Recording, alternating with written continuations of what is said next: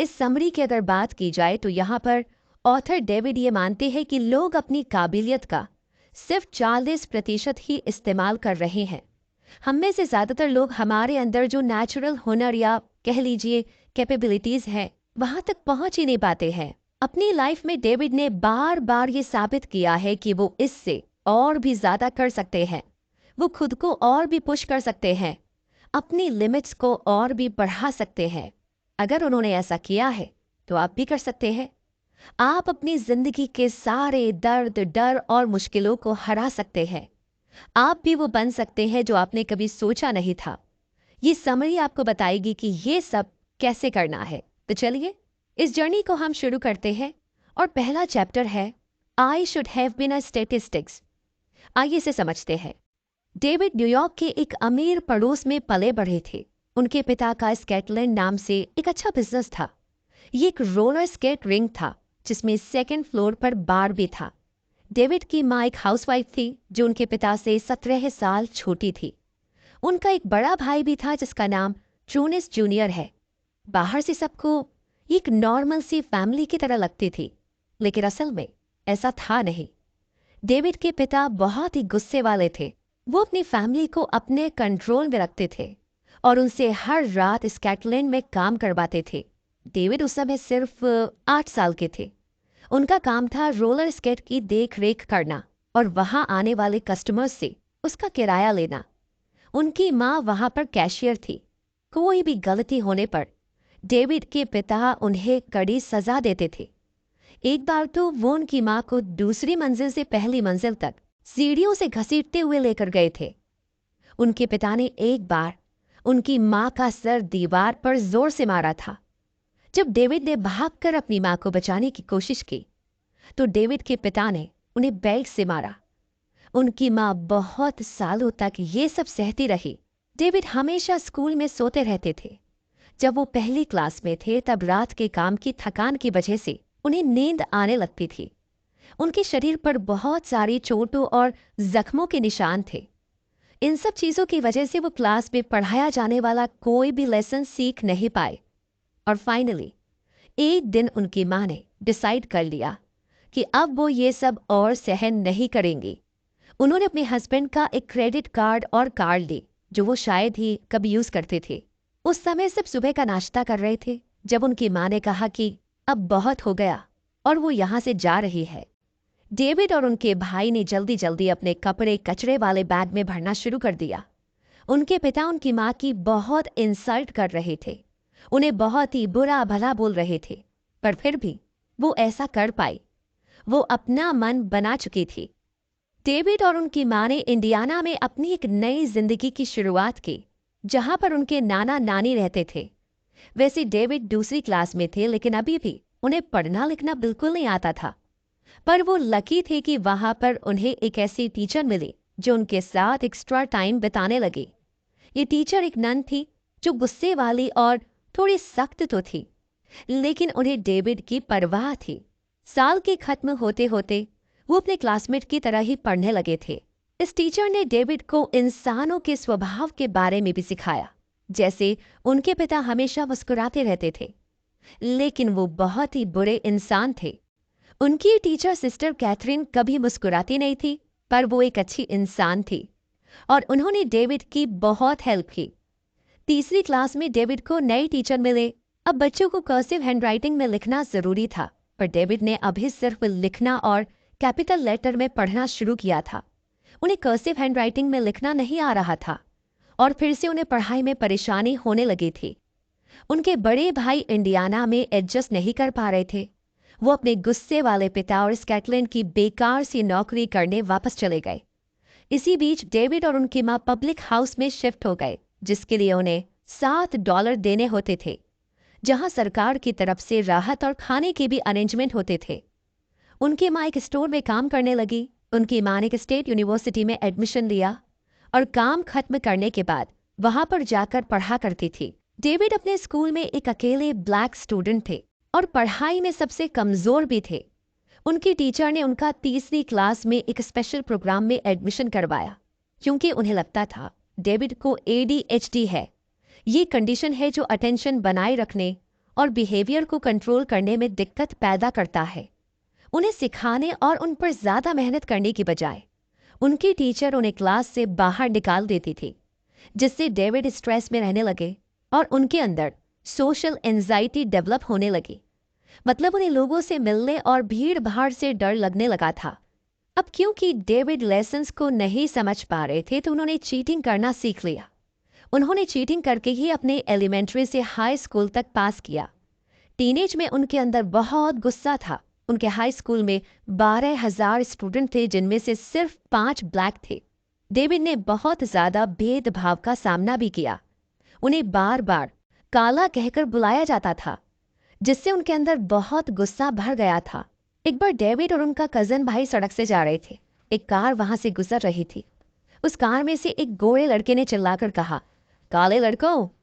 David और उनके भाई ने इसे नज़रअंदाज किया, लेकिन कुछ देर के बाद वो कार रुक गई।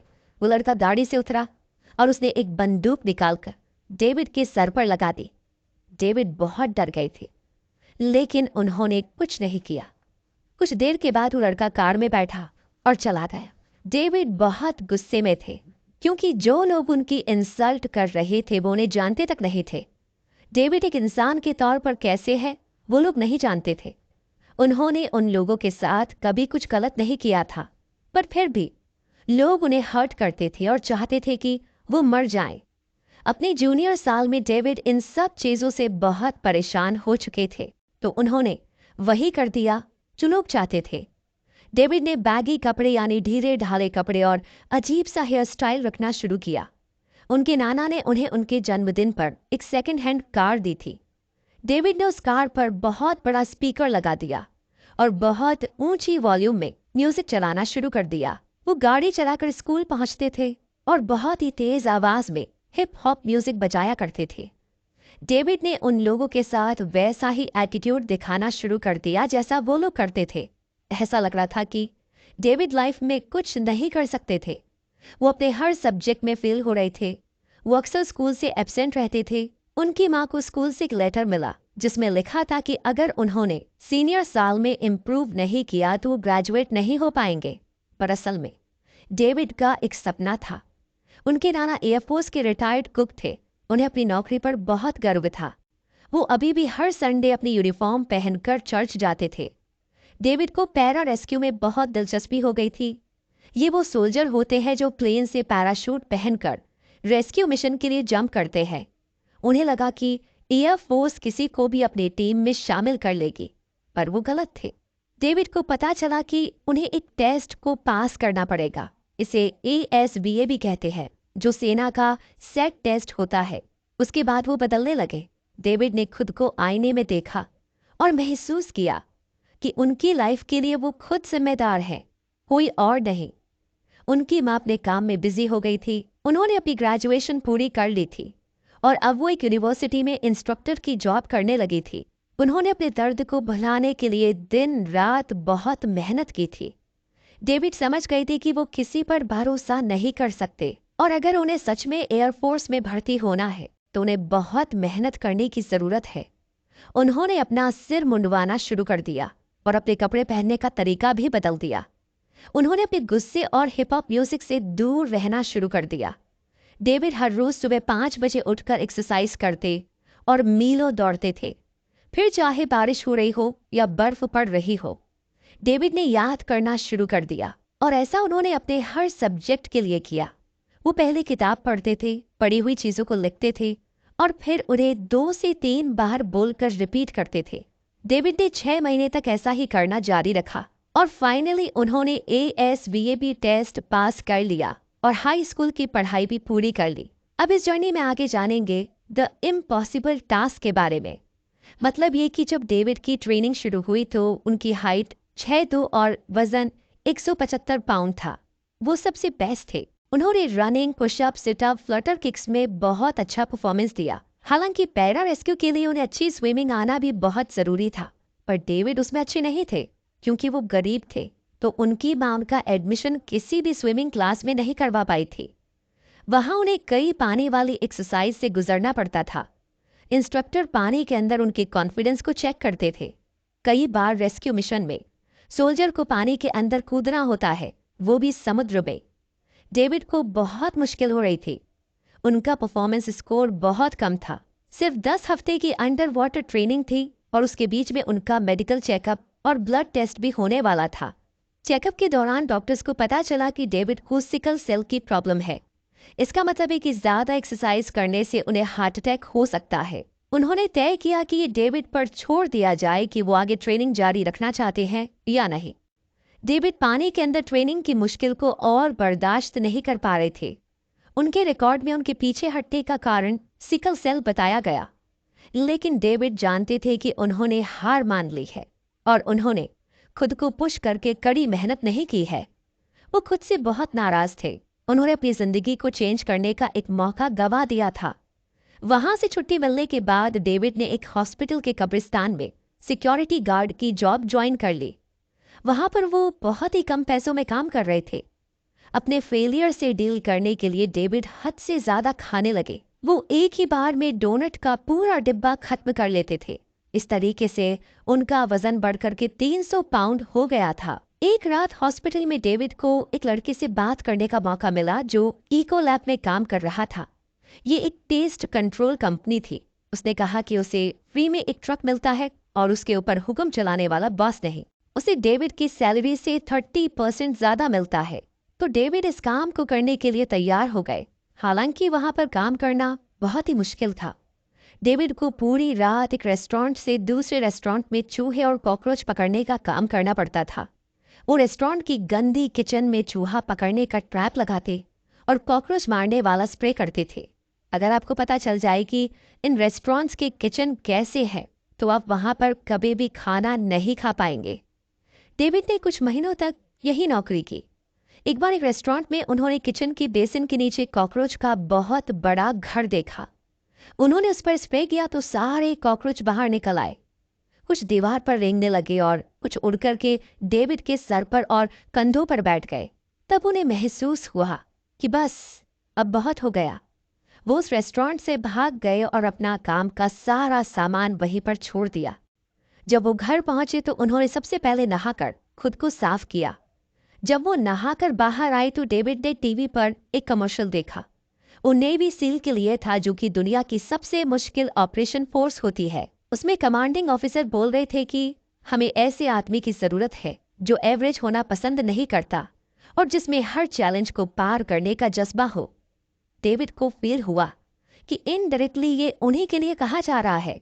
वो बिना दिशा वाली अपनी जिंदगी से थक चुके थे। अब वो अपने आप को दोबारा से साबित करना चाहते थे। कई ऑफिसर्स ने उन्हें रिजेक्ट कर दिया था क्योंकि वो बहुत मोटे थे, पर डेविड ने हिम्मत नहीं हारी। आखिरकार वो ऑफिसर शार्लजो से मिले, जिन्होंने डेविड पर भरोसा किया। शार्लजो ने कहा कि उन्हें 3 महीने में 100 पाउंड कम करना होगा और ASVAB टेस्ट भी दोबारा से देना होगा और उसमें अच्छे स्कोर लाने होंगे। डेविड ने काम करना शुरू कर दिया। वो सुबह 4 बजे उठते, ब्रेकफास्ट में एक केला खाते और 2 घंटे तक एक्सरसाइज की एक जगह खड़ी रहने वाली बाइक को चलाते हुए ASVAB की किताब पढ़ते। उसके बाद 2 घंटे पूल में स्विमिंग की प्रैक्टिस करते। उसके बाद जिम में बेंच प्रेस और टांगों की एक्सरसाइज करते थे। रात के डिनर में वो चिकन ब्रेस्ट और सब्जियां खाते थे। सोने से पहले वो फिर से स्टेशनरी बाइक पर 2 घंटे राइड करते थे। उन्होंने पुशअप, पुलअप और 4 मील रन को भी अपनी रूटीन में शामिल कर लिया था। उन्होंने टेस्ट के लिए कम से कम जो जरूरी रिक्वायरमेंट थी उसे पूरा कर लिया था। डेविड बहुत ही खुश थे। उन्होंने अपनी माँ को फोन किया और ये खुशखबरी बताई। सील के लिए जितना वजन चाहिए था उन्होंने वो भी अचीव कर लिया था, लेकिन ये तो बस शुरुआत थी।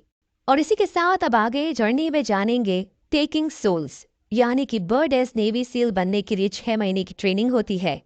ये 3 फेज में होती है। फर्स्ट फेज में फिजिकल ट्रेनिंग पार करनी होती है, दूसरे में ड्राइविंग ट्रेनिंग यानी पानी में गोता लगाने की ट्रेनिंग, और तीसरी फेज में युद्ध की ट्रेनिंग होती है। बर्ड एस ट्रेनिंग को एवरेज 20% लोग ही पास कर पाते हैं। बहुत से ट्रेनी बीच में ही ये छोड़ देते हैं क्योंकि इसमें सिर्फ उनकी फिजिकल ताकत ही नहीं बल्कि वो कितना सहन कर सकते हैं इसका भी टेस्ट होता है। डेविड 2 बार इस ट्रेनिंग में फेल हुए। पहली बार उन्हें डबल निमोनिया हो गया था, दूसरी बार उनका घुटना टूट गया था, पर फिर भी उन्होंने हार नहीं मानी। और तीसरी बार ट्राई किया और वो सील बन गए। डेविड को लास्ट चांस दिया गया और कहा गया कि अगर इस बार उन्हें चोट लगती है तो बस यहीं पर सब कुछ खत्म है, इसके आगे कुछ नहीं। इसलिए उन्होंने सोच लिया था कि चाहे उनकी एड़ी भी टूट जाए पर वो जो भी कर सकते हैं वो जरूर करेंगे। डेविड अकेले एक ऐसे शख्स थे जिन्होंने एक ही साल में 3 बार बर्डेस ट्राई किया और अंत में सक्सेसफुल हुए। सील अपने हेल वीक यानी कि सबसे मुश्किल पहले हफ्ते की ट्रेनिंग के लिए फेमस है। इसके पहले फेज में ट्रेनीज को 130 घंटे की बहुत ही मुश्किल ट्रेनिंग करनी पड़ती है। उन्हें पुशअप, सिटअप, लंज और फ्लटर किक्स करने के लिए कहा जाता है। उसके बाद उन्हें समुद्र की गहराइयों में जाना होता है और लहरों का सामना करना पड़ता है, चाहे पानी कितना भी ठंडा ही क्यों ना हो। सभी ट्रेनीज को अपनी बाजू को लॉक करके एक चेन बनानी होती है जिससे कि डूबने का खतरा ना हो। उसके बाद इंस्ट्रक्टर उन्हें समुद्र के तट पर ले जाने को कहते हैं और अपनी बॉडी को रेत में रोल करने को कहते हैं ताकि गीली रेत उनकी बॉडी से चिपक जाए, और उस एक्स्ट्रा वेट के साथ उन एक्सरसाइज को दोबारा से करने के लिए कहा जाता है। कभी कभी उन्हें काफी भारी बोझ उठाने को भी कहा जाता है और कभी बड़ी हवा वाली बोट को लेकर जाने का ऑर्डर दिया जाता है। उन्हें आराम करने का समय बिल्कुल भी नहीं दिया जाता है। ट्रेनीज को सोने नहीं दिया जाता और वो खुद को ठंड से बचाने के लिए ढक नहीं सकते। इंस्ट्रक्टर दिन रात उन पर चिल्लाते रहते हैं और उन्हें ये रूटीन दिन रात फॉलो करना होता है। उन्हें बार बार इंस्ट्रक्टर कमजोर और बेकार कहकर घर लौट जाने के लिए कहते हैं। डेविड अपने आप से बहुत बार पूछते थे कि मैं यहाँ पर क्यों हूँ। सील में लोगों को तैयार नहीं किया जाता, वहां रहना आपकी अपनी मर्जी होती है। बर्डेस में रहना सिर्फ फिजिकल चैलेंज नहीं बल्कि एक इमोशनल टेस्ट भी है।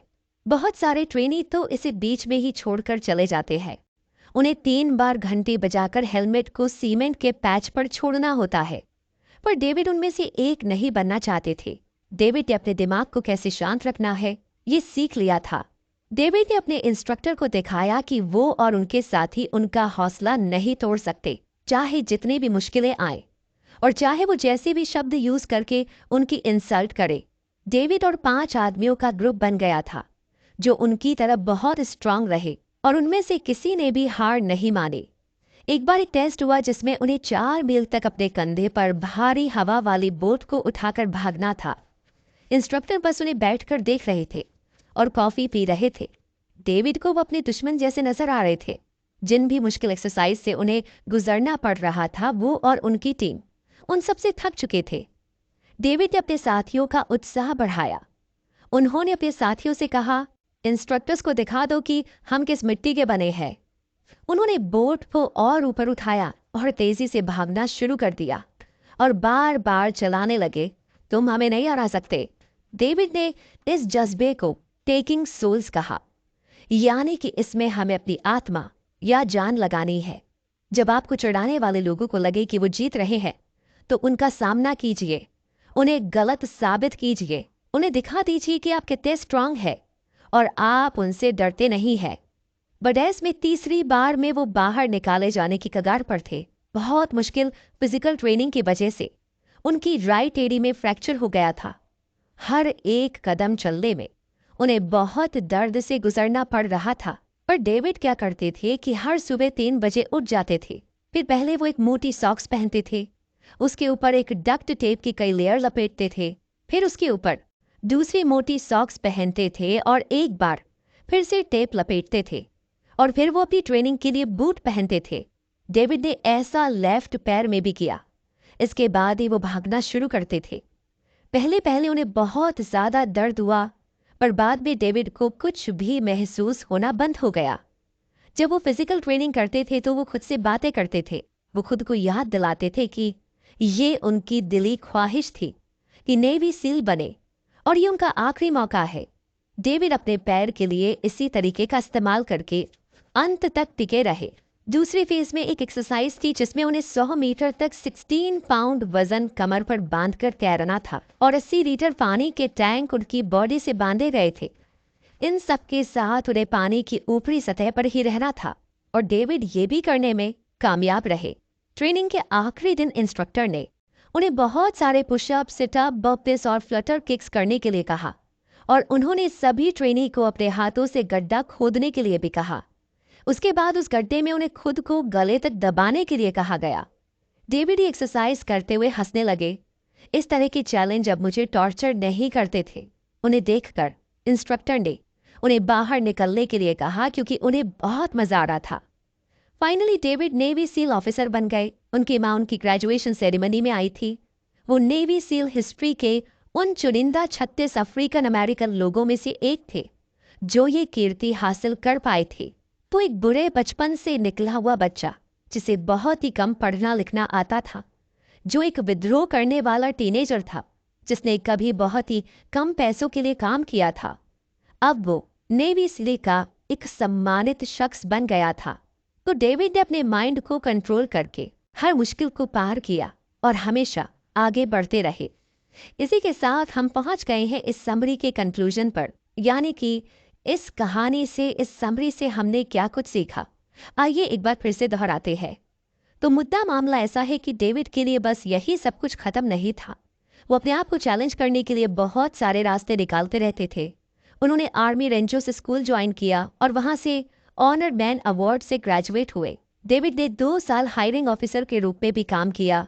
वो एक स्कूल से दूसरे स्कूल जाते थे और अपनी कहानी शेयर करके स्टूडेंट्स को इंस्पायर करते थे। डेविड का मैराथन और ट्राई एथलीट में भी सक्सेसफुल करियर रहा। उन्होंने San Diego one day ultra marathon में हिस्सा लिया जहां उन्हें 24 घंटे में 100 मील दौड़ने की जरूरत थी। डेविड ने इसे 19 घंटे में ही पूरा कर लिया था। उसके बाद लास वेगास मैराथन और हवाई में हार्ट 100 में भी हिस्सा लिया। डेविड ने इन मैराथन में इसलिए हिस्सा लिया था ताकि उन्हें बैड वाटर अल्ट्रा मैराथन में बुलाया जाए। वो स्पेशल ऑपरेशन वॉरियर फाउंडेशन के लिए पैसे जमा करना चाहते थे। ये संस्था शहीद सैनिकों के बच्चों को स्कूल और कॉलेज में स्कॉलरशिप देती है। बैड वाटर अल्ट्रा मैराथन में 135 मील की दूरी तय करनी होती है। ये दुनिया में सबसे मुश्किल फुट रेस मानी जाती है। डेविड पहली बार में 5th पोजीशन पर रहे, दूसरी बार में 3rd पोजीशन पर, और इस तरीके से उन्होंने संस्था के लिए $2 मिलियन जुटा लिए। अल्ट्रा मैराथन जीतने के बाद डेविड ट्राई एथलीट में शामिल हुए।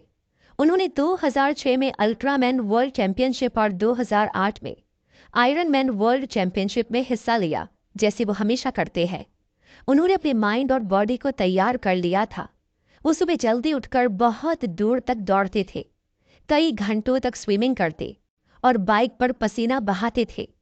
डेविड ने रेस के दौरान भी बहुत सारी मुश्किलें महसूस की, खुद पर कभी कभी डाउट भी किया, लेकिन इन सब को झेलते हुए भी वो अंत तक टिके रहे। 2009 में वो रेस अक्रॉस अमेरिका के लिए ट्रेनिंग ले रहे थे। इस रेस में बाइक पर अमेरिका की बहुत सारे स्टेट्स को कवर करना था। डेविड जो भी स्टेट कवर कर रहे थे उनकी मील रिकॉर्ड कर रहे थे, लेकिन उनका दिल 150 बीट पर मिनट पर धड़क रहा था, जिससे उन्हें अजीब सा महसूस होने लगा था। डॉक्टर ने बताया कि उन्हें ट्रायल सेप्टल डिफेक्ट यानी कि ESD है। इसका मतलब था कि डेविड के दिल में छेद है और वो इसी के साथ पैदा हुए थे। डॉक्टर को भी यकीन नहीं हुआ कि इतनी फिजिकल एक्टिविटी करने के बाद भी वो अब तक जिंदा कैसे थे। उन्हें बताया गया कि उनकी सर्जरी बहुत ज़रूरी है और उनके दिल पर पैच लगाया जाएगा। उनकी पहली सर्जरी फेल हो गई थी, लेकिन दूसरी कामयाब रही। डेविड को कुछ भी रोक नहीं सकता था, ESD भी नहीं। इसके बाद उनका अगला टारगेट था पुलअप्स में गिनीज बुक ऑफ रिकॉर्ड हासिल करना। उन्हें 24 घंटे में 4020 पुलअप्स के रिकॉर्ड्स को तोड़ना था। डेविड पहली और दूसरी कोशिश में नाकाम रहे। उन्हें शर्म, अपमान और निराशा महसूस होने लगी, लेकिन उन्होंने हमेशा की तरह कभी भी हार नहीं मानी। उन्होंने और ज्यादा प्रैक्टिस और मेहनत की। उन्होंने सभी तैयारियां की जो जीतने के लिए जरूरी थी। तीसरी कोशिश में डेविड कामयाब हुए। उन्होंने सिर्फ 17 घंटे में 4030 पुलअप्स किए। ये रिकॉर्ड 2014 तक उनके नाम रहा। डेविड अब ट्विटर और इंस्टाग्राम पर अपने फॉलोअर्स के लिए एक फिटनेस इंस्पिरेशन बन गए हैं। उन्हें यूनिवर्सिटीज और कॉर्पोरेट इवेंट्स में स्पीच देकर लोगों को इंस्पायर करने के लिए बुलाया जाता है। वो स्टूडेंट, सेल्समैन, बिजनेस एग्जीक्यूटिव को ये कहकर के इंस्पायर करते हैं कि जितना आप सोचते हैं उससे कहीं ज्यादा आप कर सकते हैं। आपको अपनी लिमिट सेट नहीं करनी चाहिए, क्योंकि अगर आप फोकस करते हुए आगे बढ़ते रहेंगे तो आप सच में वो हासिल कर सकते हैं जो आपने कभी सोचा भी नहीं होगा, जैसे कि डेविड ने किया। तो दोस्तों, ये समरी यहीं पर कंप्लीट होती है। डेविड की कहानी आपको कैसी लगी, इस कहानी ने कैसे आपको इंस्पायर किया, कमेंट सेक्शन में लिख करके ज़रूर शेयर कीजिएगा। और साथ ही साथ कोई समरी जिसे आप सुनना चाहते हैं, जिसके बारे में जानना चाहते हैं, उसका नाम भी लिख दीजिए। बाकी आपका प्यार और आपकी मोहब्बत हमें शेयर कर सकते हैं गूगल प्ले में रिव्यूज़ दे करके, क्योंकि उसमें आपको बिल्कुल कंजूसी नहीं करनी है। वो बहुत ज़रूरी है हमारे लिए, समरीज पर काम करने के लिए, आप तक पहुंचाने के लिए, मेहनत करने के लिए। और बस कोई आइडिया है आपके पास, काफ़ी दिन से चल रहा है दिमाग में गीगल के लिए, कोई सजेशन है तो gigalsummaries@gmail.com पर आप हमें बता सकते हैं। रूबी आपसे बहुत जल्दी ही मिलने वाली है और समरीज के साथ। तब तक के लिए बने रहिए, जुड़े रहिए गीगल के साथ और समरीज को शेयर करते रहिए। रखिए अपना बहुत सारा ध्यान, हमेशा खुश रहिए, मुस्कुराते रहिए। जय हिंद।